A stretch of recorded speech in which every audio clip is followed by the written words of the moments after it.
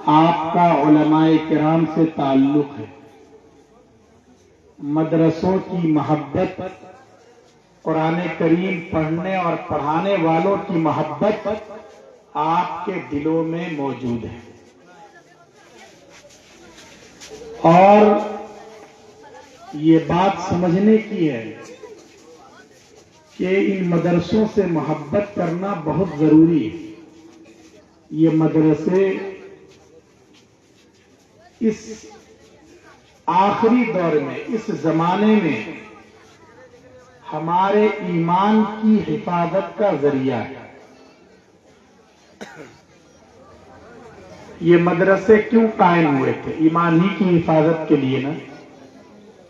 اور اس وقت بھی جو ہمارا سب سے بڑا مسئلہ ہے، جو مسلمانوں کی سب سے بڑی سمسیا ہے، وہ یہی ہے کہ کیسے اس دیش میں ہمیں اپنے ایمان پر اور اپنے مذہب پر قائم رہنا ہے، اپنے ایمان کو بھی بچانا ہے، اور جو اپنی اگلی پیڑھی ہے، جو ہماری نسلیں ہیں، جو نئی جنریشن آ رہی ہے، اس کے ایمان کو بھی بچانا ہے۔ یہ اس وقت کا سب سے بڑا اور اہم مسئلہ ہے، کیونکہ آپ دیکھ رہے ہوں گے کہ کیسے کوشش کی جا رہی ہے کہ ڈائریکٹ ایمان کو ٹارگیٹ کیا جائے، اس طرح کے حالات پیدا کر دیے جاتے ہیں کہ لوگوں کے لیے اپنے دین پر، اپنے دھرم پر، اپنے مذہب پر جمنا انتہائی مشکل ہو جائے، اور ایسی تعلیم ہو رہی ہے، لڑکے اور لڑکیوں کو ایک ساتھ تعلیم دی جاتی ہے، اس تعلیم کی وجہ سے ہمارے سماج میں جو بگاڑ آ رہا ہے اور جو خرابی آ رہی ہے، اس کی وجہ سے بھی ہمارے نوجوانوں کا دماغ خراب ہو رہا ہے۔ ان کے دل میں اور دماغ میں اسلام پر اعتماد نہیں ہے، ان کو اپنے پرسنل لا پر کوشچن ہے، قرآن کریم کی ہدایات پر ان کو اطمینان نہیں ہے، اور اتنا زیادہ زمانہ خراب ہو گیا ہے کہ طرح طرح کے بل پاس کیے جاتے ہیں تاکہ مسلمانوں کو شرک پر مجبور کیا جائے۔ دیکھیے، ایمان سے بڑھ کر کوئی چیز نہیں ہے، ایمان سے بڑھ کر کوئی اچھی چیز نہیں ہے، اور شرک سے بڑھ کر کوئی سڑی ہوئی اور خراب چیز نہیں۔ ارے اللہ ہر گناہ کو معاف کرے گا، لیکن کس گناہ کو اللہ معاف نہیں کریں گے؟ شرک کو اللہ بخشتا نہیں ہے، بالکل نہیں۔ اور ایمان کتنا بڑا سرمایہ ہے، کتنی بڑی دولت ہے۔ اگر ایمان ہے تو آس ہے، اور اگر ایمان نہیں ہے تو پھر ساری امیدیں دم توڑ دیتی۔ ایک آدمی ہے، لوگوں کے کام آتا ہے، غریبوں کی سیوا کرتا ہے، ہندو مسلم کچھ نہیں دیکھتا، کوئی اگر رات میں بھی اس کے پاس پہنچ جائے اس کے لیے کھڑا ہو جاتا ہے، بہت بھلا مانس ہے، لیکن اس کی پرابلم کیا ہے، اس کا ویک پوائنٹ کیا ہے کہ اتنی اچھائیوں کے باوجود بھی اس کے سینے میں ایمان نہیں ہے۔ کیا نہیں ہے؟ ایمان نہیں۔ تو کیا ہوگا؟ کبھی نہ کبھی تو آنکھ بند ہوگی، اس دنیا سے تو جانا ہے۔ جب وہ اس دنیا سے جائے گا تو لوگ افسوس کریں گے کہ ایک بھلا آدمی چلا گیا، لوگ اس کی تعریف بھی کریں گے، اس کے نام کی تختی بھی لگا دیں گے چوراہے پر، سب کچھ ہو جائے گا۔ لیکن جب وہ اللہ کے دربار میں پہنچے گا تو اسے جہنم کی دہکتی ہوئی آگ کے سوا کچھ نہیں ملے گا. اس کی ساری اچھائیاں، اس کا جتنا بھی سوشل ورکس ہے، اور جو اس نے فری میں غریبوں کے علاج کے لیے ہاسپٹلز کی چین بنا رکھی ہے، یہ ساری چیزیں مل کر بھی اسے آگ سے نہیں بچا سکے. کیوں؟ اس لیے کہ اس کے پاس ایمان نہیں. لیکن ایک معمولی آدمی ہے، سماج میں، برادری میں اس کا کوئی خاص ٹائٹل نہیں ہے، کوئی مہان ویکتی نہیں سمجھا جاتا ہے. وہ بہت پیسے بھی اس کے پاس نہیں ہے، 2 ٹائم کی روٹی کے لیے، 2 ٹائم کے کھانے کے لیے بھی اسے سنگھرش کرنا پڑتا ہے. کوئی اس سے سیدھے منہ بات نہیں کرنا چاہتا، اس کی کوئی حیثیت نہیں ہے. لیکن کیا ہے؟ اس کے سینے میں ایمان کی روشنی ہے. تو میرے دوستوں اور بزرگوں، کیا ہوگا جب وہ اس دنیا سے جائے گا؟ تو کبھی نہ کبھی جنت کے دروازے ضرور اس کا سواگت کریں گے، اس لیے کہ اس کے پاس ایمان ہے. اس لیے یاد رکھیے، ایمان سے بڑھ کر کوئی چیز، کوئی دولت ایمان سے بڑھ کر نہیں ہو سکتی. اس لیے اللہ تعالیٰ نے سورہ فاتحہ میں کس چیز کے مانگنے کا حکم دیا ہے؟ ارے اللہ نے سورہ فاتحہ میں یہی تو سکھلایا ہے. ہم لوگ قرآن کریم پڑھتے ہیں، لیکن یہ شوق بھی ہونا چاہیے کہ قرآن کریم کو سمجھیں بھی. داڑھی کے بال سفید ہو جاتے ہیں، بڑھاپا آ جاتا ہے، اور سورہ فاتحہ کے میننگ بھی معلوم نہیں ہو پاتے ہیں. ارے سورہ فاتحہ میں اللہ تعالیٰ کی طرف سے ایک سندیش ہے نا، اللہ کی طرف سے ایک میسج ہے. کیا اللہ تعالیٰ اپنے بندوں سے کہہ رہے ہیں؟ سورہ فاتحہ میں اللہ تعالیٰ نے ایک تو یہ کہا ہے کہ تمہیں کس سے مانگنا ہے اور مانگنے کا طریقہ کیا ہے. پہلے یہ بتلایا، مانگنے کا طریقہ سکھلایا ہے کہ دیکھو اگر تمہیں مانگنا ہے تو مانگنے کا طریقہ کیا ہے؟ اللہ کی تعریف کرو، اللہ کی بڑائی بیان کرو، الحمدللہ رب العالمین، اور اس کو تم خوش کر دو. یہ بتلا دو کہ ہمارا یہ ماتھا صرف اور صرف تیرے آگے جھکے گا، تیرے علاوہ کسی اور کے آگے نہیں جھکے. یہ مانگنے کا طریقہ ہے. لیکن سوال یہ ہے کہ کیا مانگنا ہے؟ تو اللہ تعالیٰ نے سکھلایا ہے کہ لوگوں، اگر تمہیں مانگنا ہی ہے تو اس چیز کو مانگو جو میرے خزانے میں سب سے قیمتی ہے، جس کا مہتو سب سے زیادہ ہے. اور وہ کیا ہے؟ ایمان. اہدنا الصراط المستقیم. لوگوں، تم مجھ سے ہدایت کو مانگو، ایمان مانگو، اسلام مانگو، دین مانگو، شریعت مانگو. کیوں؟ اس لیے کہ دنیا کی دولت، یہ بنگلے اور یہ سورسز اور یہ کار اور یہ لمبی چوڑی وزارتیں اور یہ منسٹری، یہ تو اللہ تعالیٰ کسی کو بھی دے دیتا ہے. ارے اللہ ان لوگوں کو بھی دیتا ہے جو اللہ کے دشمن ہیں، اللہ کے باغی ہیں، جو اللہ کو نہیں مانتے، اللہ انہیں بھی دے دیتا ہے. ارے دیتا ہے کہ نہیں دیتا ہے؟ لیکن اللہ ہدایت ہر ایک کو نہیں دیتا، اللہ ایمان ہر ایک کو نہیں دیتا. اس لیے لوگوں، اگر تمہیں اپنے رب سے مانگنا ہے اہدنا الصراط المستقیم، تو ایمان کو مانگو، ہدایت کو مانگو. تو ایمان سب سے بڑی دولت ہے. اور اس وقت کی سب سے بڑی سمسیا یہ ہے کہ ڈائریکٹ ہمارے ایمان کو ٹارگٹ کیا جائے. آپ لوگ ماشاءاللہ ایسے ایریے میں رہتے ہیں، آپ کا بزرگوں سے تعلق ہے، خانقاہوں سے تعلق ہے، یہ مرکز رحمتیہ سے تعلق ہے، علماء سے، اللہ والوں سے، دعوت و تبلیغ سے تعلق ہے. اس لیے آپ کو ان چیزوں کا زیادہ علم نہیں ہے، ورنہ سچویشن بہت خراب ہوتی جا رہی ہے. ارے حالت بہت بگڑ رہی ہے. کئی جگہوں پر بڑی تیزی کے ساتھ لوگ مرتد ہو رہے ہیں. کیا ہو رہے ہیں؟ مرتد. یعنی اپنے دین کو چھوڑ کر کافر ہو رہے ہیں، مشرک ہو رہے ہیں۔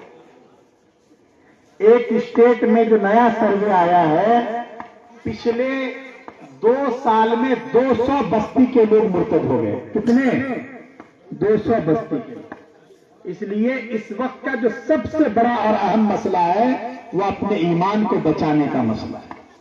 اپنے ایمان کی فکر کیجئے، آپ کا واسطہ نہیں پڑتا ہے، ورنہ آپ دوسرے شہروں میں جا کر دیکھیے کیا ہو رہا ہے۔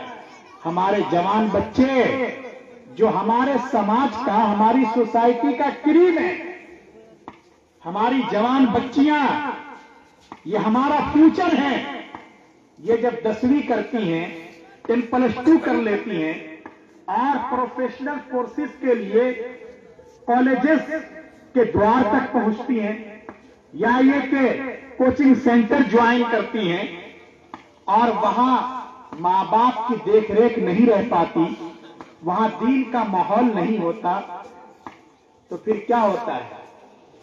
اس آزاد ماحول میں رہتے رہتے ہماری یہ بیٹیاں، ہماری یہ بچیاں بہت جلد ان کے رنگ میں رنگ جاتی ہیں۔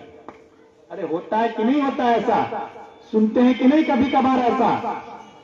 بلکہ صورتحال اتنی خراب ہو جاتی ہے کہ انہیں پھر اپنے دین اور مذہب کی پرواہ نہیں رہتی، اپنے ماں باپ کے عزت کی اور سمان کی فکر نہیں رہتی، بلکہ ایک وقت ایسا آتا ہے کہ کسی نوجوان کے عشق کا بھوت ایسا سوار ہوتا ہے کہ وہ کسی غیر کے ساتھ بھی پھیرے لگانے پر تیار ہو جاتا ہے۔ اس طرح اس کا دین ختم، ایمان ختم۔ یاد رکھیے، اگر ہماری بچیوں کے پاس دین ہی نہیں رہے گا، اگر ہماری اولاد کے پاس ایمان ہی نہیں رہے گا، تو پھر یہ اولاد کس کام کی؟ بھئی ہمیں آخرت میں جو نجات کی امید ہے، کس کی وجہ سے امید ہے؟ ایمان کی وجہ سے نا، کہ اگر ہم ایمان کو بچا کے لے جائیں گے تو اللہ رحم فرمائیں گے اور اللہ ہماری مغفرت فرما دیں گے، یہی ہے نا۔ لیکن اگر ایمان ہی نہیں بچا رہے گا تو پھر ظاہر ہے کہ ہماری دنیا بھی تباہ اور آخرت بھی تباہ ہے۔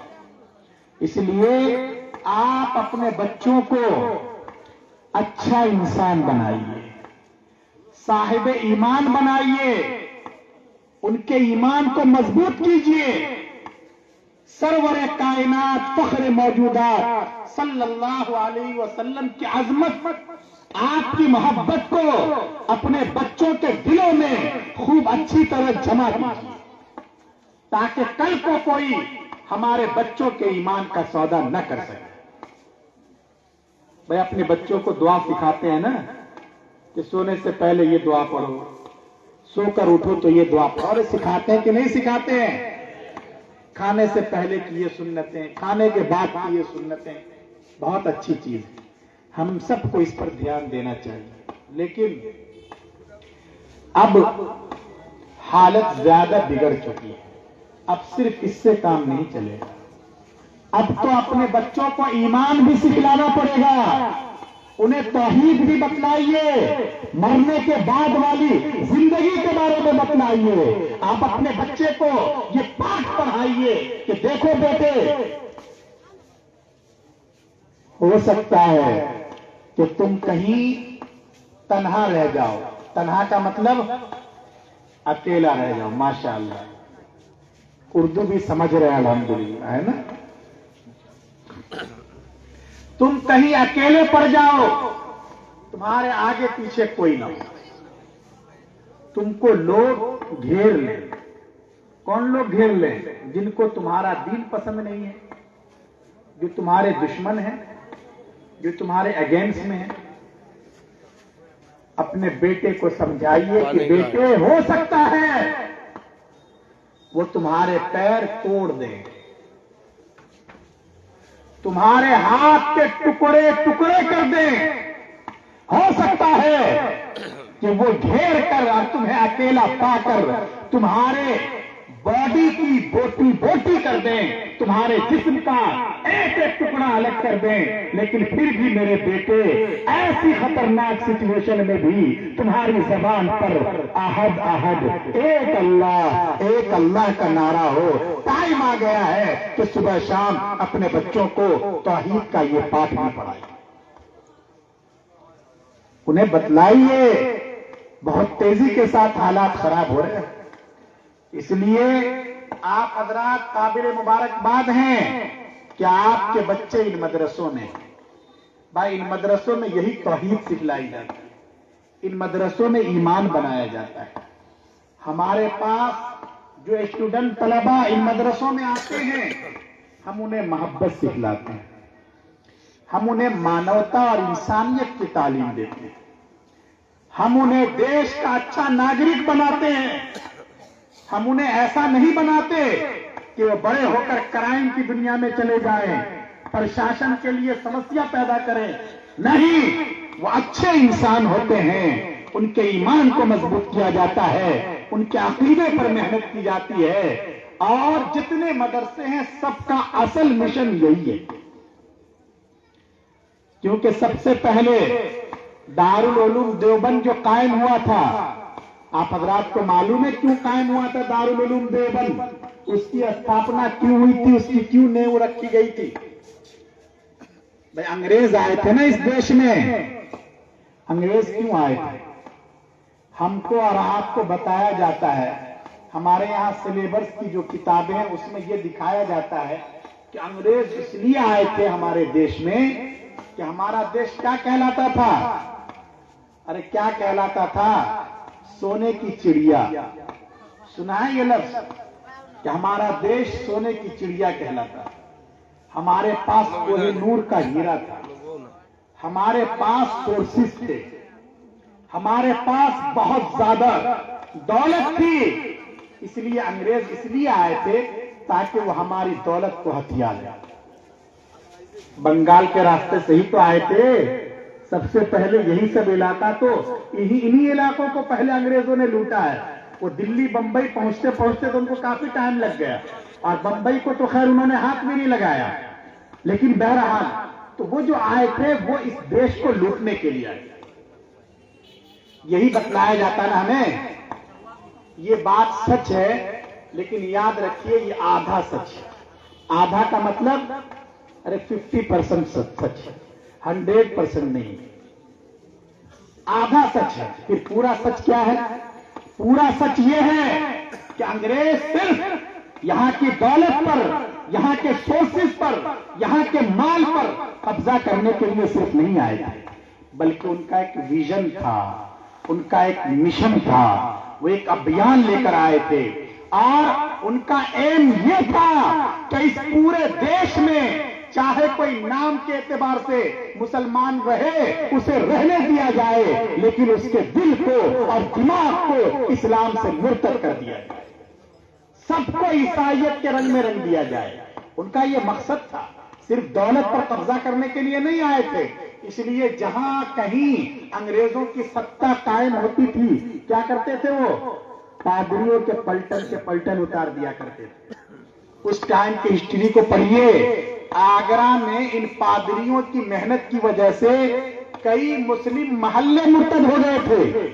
तो उनका मकसद ये था कि आइंदा पूरे मुसलमानों की नस्लों से दीन को और ईमान को खत्म कर दिया जाए। हमारे बुजुर्गों ने, अल्लाह वालों ने सबसे पहले इन अंग्रेजों का मैदान में मुकाबला किया, सीने पर गोलियां खाई, लेकिन समझ गए कि अभी अंग्रेजों का मैदान में मुकाबला आसान नहीं है। इसलिए उन्होंने ये कोशिश की कि हमें अंग्रेजों के मिशन को कामयाब नहीं होने देना है। इसलिए देवबंद में दारुल उलूम की नींव रखी और फिर उसके नहज पर, उसके तरीके पर डगर डगर, नगर नगर, करिया करिया मदारिस का जाल बिछा दिया गया। और अल्हम्दुलिल्लाह इस मुल्क के मुसलमानों का ईमान महफूज रहा और है, और आइंदा इंशाअल्लाह महफूज रहेगा। ये मदारिस का किरदार है। भाई हम अंग्रेजों को इससे तो नहीं रोक सके, लाल किला पर यूनियन जैक लहराने में कामयाब हो गए, लेकिन वो ये जो चाहते थे कि हमारे नौजवानों के दिलों से آپ صلی اللہ علیہ وسلم کا عشق ختم کر دیں، وہ یہ نہیں کر سکے۔ آج بھی مدرسوں کا یہی مشن ہے، دعوت و تبلیغ کا یہی مقصد ہے، خانقاہوں کا یہی مقصد ہے۔ اس لیے ہمیں اپنے بچوں کے ایمان کی فکر کرنی ہے، ان کی تعلیم کی فکر کرنی ہے، ان کی تربیت کی فکر کرنی ہے۔ بھائی ہم یہ نہیں کہتے کہ ہم اپنے بچوں کو بزنس مین نہ بنائیے، بچوں کو ڈاکٹر بنائیے، ارے بچوں کو انجینئر بنائیے، اچھی بات ہے۔ ہم حاجی صاحب جیسے لوگوں سے ریکویسٹ کرتے ہیں کہ ماشاءاللہ آپ مدارس چلا رہے ہیں، ایک دو میڈیکل کالجز کے لیے بھی آپ ہاتھ سر ماریے، اس کے لیے بھی کوشش کیجیے۔ سارے علماء کی دعائیں، ان کی تمنائیں آپ کے ساتھ ہیں۔ ایسے لوگ آگے آئیں، اس لیے کہ ہماری قوم کو جیسے اچھے حافظوں کی ضرورت ہے، اچھے عالموں کی ضرورت ہے، اچھے مفتیوں کی ضرورت ہے، اسی طرح ہماری قوم کو اچھے ڈاکٹرز چاہیے، اچھے لائرز چاہیے، اچھے انجینئرز چاہیے، اچھے ڈگری ہولڈرز چاہیے۔ لیکن ہم جو بات آپ سے کہنا چاہتے ہیں وہ یہ کہ آپ اپنے بچے کو کچھ بھی بنائیے، کچھ بھی پڑھائیے، لیکن اس کے دل میں اور دماغ میں یہ بات بٹھا دیجئے کہ وہ پہلے اور آخری نمبر پر صرف اور صرف محمد عربی صلی اللہ علیہ وسلم کا غلام ہے، اور یہی اس کی سب سے بڑی پہچان ہے۔ اس کی فکر کرنا ہے، ورنہ ہوتا کیا ہے بھئی ہمارے پاس پیسے کی کمی نہیں ہے، اب شہر میں نہیں ہے، تب بھی شہر کے اسکول تک جانے کے لیے گاڑیاں موجود ہیں، ٹرانسپورٹیشن کی سہولت موجود ہے۔ تو اس لیے اگر ہم نے اپنے بچوں کا اچھے اسٹینڈرڈ کے انگلش میڈیم اسکول میں ایڈمیشن کرا دیا، لیکن ہم نے اپنے بچے کو قرآن نہیں پڑھایا، ہم نے اپنے بچے کو توحید نہیں سکھلائی، مرنے کے بعد والی زندگی کے بارے میں نہیں بتلایا، یاد رکھیے کل کو بڑے ہونے کے بعد وہ بچہ کیا کرتا ہے؟ اگر وہ کھڑے ہو کے پیشاب کرتا ہے، ارے کر سکتا ہے نا، جب وہ دین اس نے پڑھائی نہیں، مدرسے میں پڑھائی نہیں، اللہ والوں سے اس کا کوئی تعلق ہی نہیں، کسی سلسلے میں بیٹھتی نہیں ہے، تو کچھ بھی کر سکتا ہے۔ کل کو اگر وہ کھڑے ہو کر پیشاب کرتا ہے، اگر وہ سوریہ نمسکار کرتا ہے، اگر وہ بھارت کی وندنا کرتا ہے، کفر کرتا ہے، شرک کرتا ہے، جس کی سزا میں اسے جہنم کی دہکتی ہوئی آگ کے حوالے کیا جاتا ہے، تو یاد رکھیے وہ اکیلا جہنم میں نہیں جائے گا، بلکہ اپنے ساتھ اپنے ماتا پتا کو بھی گھسیٹ کر لے جائے گا، کیونکہ جتنا بڑا پاپی وہ ہے اس سے بڑے مجرم اس کے ابا ہیں، اس کے دادا ہیں، اس کے انکل ہیں، اس کے چچا ہیں۔ انہیں بتانا چاہیے تھا کہ بیٹے ہم مسلمان ہیں، ہم ایک اللہ کے علاوہ دنیا کی کسی شکتی کے آگے، کسی پاور کے آگے، کسی درخت کے آگے، کسی دریا کے آگے، کسی سورج کے آگے ہم اپنا سر نہیں جھکا سکتے۔ یہ بتانا چاہیے تھا، کیوں نہیں بتلایا؟ اگر وہ مجرم ہے تو اس کے ساتھ ساتھ اس کے گارڈین بھی مجرم۔ اس لیے ہمیں اپنے بچوں کی تعلیم اور تربیت کی فکر کرنی ہے، انہیں اچھا انسان بنانا ہے، صاحب ایمان بنانا ہے۔ اور یاد رکھیے اگر بچوں کے پاس دین ہوگا تو مرنے کے بعد بھی وہ ہمارے لیے فائدہ مند ثابت ہوں گے۔ اگر آپ نے اپنے بچے کو حافظ قرآن بنایا ہے، عالم دین بنایا ہے، صاحب ایمان بنایا ہے، تو آپ یاد رکھیے آپ نے گھاٹے کا سودا نہیں کیا ہے۔ آپ کو یہ تمنا ہے نا کہ ہمارا بیٹا آئی پی ایس آئی ایس نہیں بن سکا، کم از کم اسٹیٹ لیول پر ٹاپ 10 نہیں آ جاتا، تو آپ خوشی سے ناچنے لگتے۔ لیکن آپ یقین مانیے اگر آپ کا بچہ حافظ قرآن بنا ہے، یہ بھی بہت بڑی دولت ہے، آپ کے لیے بہت بڑا سہارا ہے۔ ایک نہ ایک دن تو قبر میں جانا ہے نا، قبر میں جائیں گے کیا ہوگا؟ اندھیرا ہوگا، پسلیاں آپس میں مل جائیں گی، وہاں سانپ ہوں گے، بچھو ہوں گے، اژدہے ہوں گے، بھیانک قسم کے عذاب دینے والے فرشتے ہوں گے۔ ہم چیخیں گے، چلائیں گے، کوئی ہماری ہیلپ کو نہیں آئے گا۔ ہماری چودراہٹ، ہماری دولت، ہماری وزارت، ہماری دکانداری، ہمارا بزنس، ہماری رشتہ داری، सब यही धरी की धरी रह जाएगी, कोई चीज काम नहीं है। लेकिन आप यकीन कीजिए, आप बात मानिए, अगर आपने अपने बच्चे को साहिब ईमान बनाया है, हाफिज कुरान बनाया है, आलिम दीन बनाया है, तो कब्र की उस तन्हाई में आप अकेले नहीं रहेंगे। आपकी चीख और पुकार की आवाज सुनकर आपका वो लाडला, आपके जिगर का टुकड़ा जरूर वहां पहुंच जाएगा, और उसके सीने में जो कुरान करीम है उसकी रोशनी की वजह से कब्र का अंधेरा खत्म हो जाएगा। सांप भाग जाएंगे, बिच्छू अपना रास्ता लेंगे, आपको ठंडी हवा महसूस होगी। उस वक्त आपको एहसास होगा कि दुनिया में कम से कम अक्लमंदी का एक काम हमने भी किया था। इसलिए लोगों, दुनिया ही सब कुछ नहीं है। अपने बच्चों की आखिरत की फिक्र करो। एक 80 साल का एजेड बूढ़ा आदमी, उसके पास एक लौता बेटा है, एक लौता समझ रहे हैं ना, एक ही है, आगे पीछे कोई नहीं।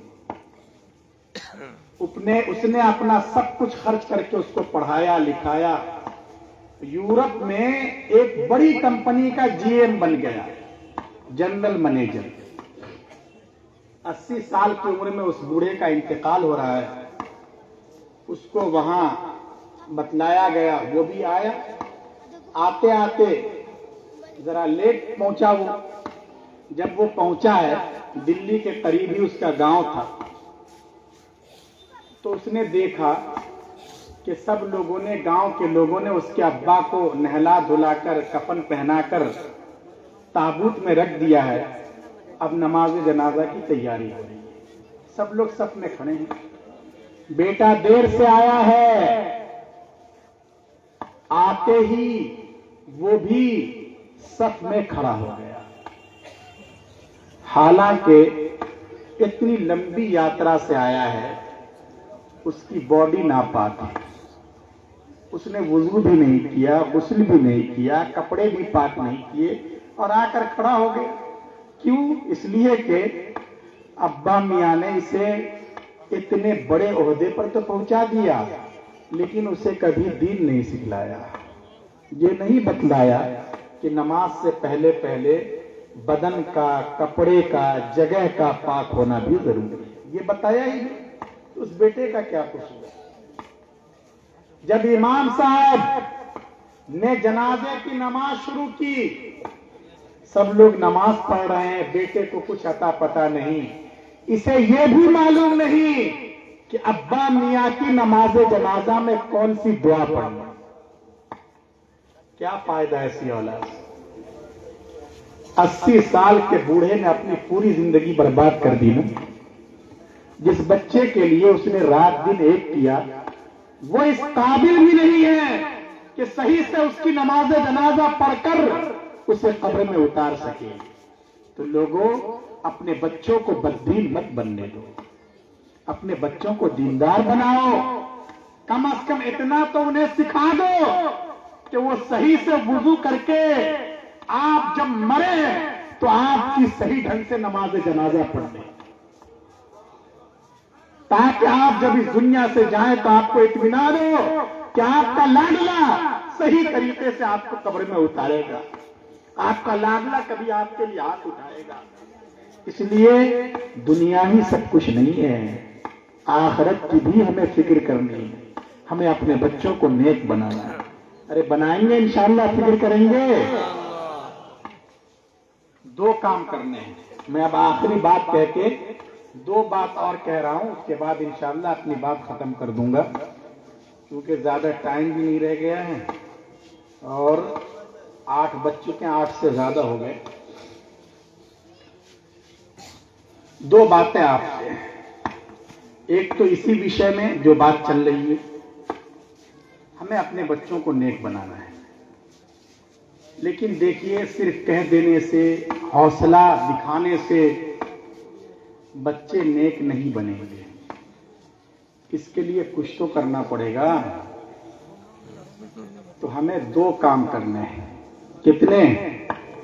2 کام کرنے ہیں. اگر ہم 2 کام کریں گے تو امید ہے کہ انشاءاللہ ہمارے بچے نیک ہو جائیں گے، اچھے انسان بنیں گے. جب ہم اس دنیا سے جائیں گے تو ہماری نیکیوں کا میٹر چلتا رہے گا. اس لیے کہ حدیث پاک میں ہے کہ نیک اولاد باپ کے مرنے کے بعد بھی صدقے کا کام دیتی ہے. آدمی مر گیا، اب نماز نہیں پڑھ سکتا، روزہ نہیں رکھ سکتا، اپنی نیکیوں کا میٹر اس کا بند ہو جاتا ہے. لیکن اگر وہ اپنے پیچھے ایسے بچوں کو چھوڑا ہے، ایسی بچیوں کو چھوڑا ہے جن میں اللہ کا خوف ہے، جو نیک ہیں، بھلے ہیں، تو اس کا فائدہ اور اس کا